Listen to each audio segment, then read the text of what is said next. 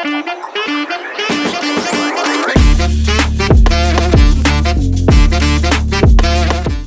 రోజు వీడియో వచ్చేసరికి చాలా ఇన్ఫర్మేటివ్ వీడియో అన్నమాట.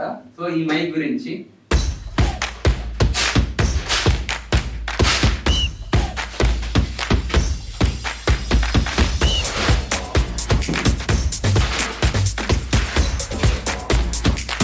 నేను రీసెంట్ గా లైవ్ స్ట్రీమ్స్ అన్ని పెట్టడం చేస్తున్నాను అనమాట. సో వాటిని నేను చూసుకున్న తర్వాత after live streaming audio quality అనేది చాలా పూర్ గా ఉంది.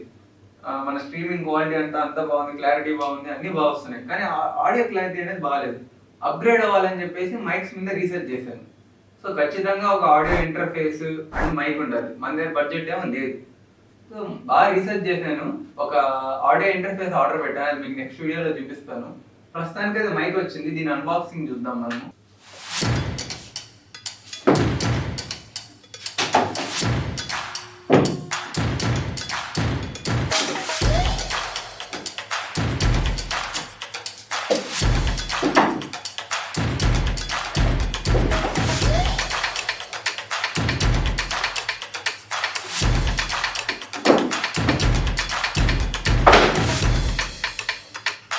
User manual, warranty card.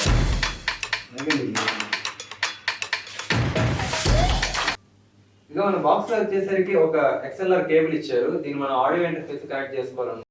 ఇంకా నెక్స్ట్ మన మెయిన్ ఐటమ్ బాక్స్ లో మన మైక్.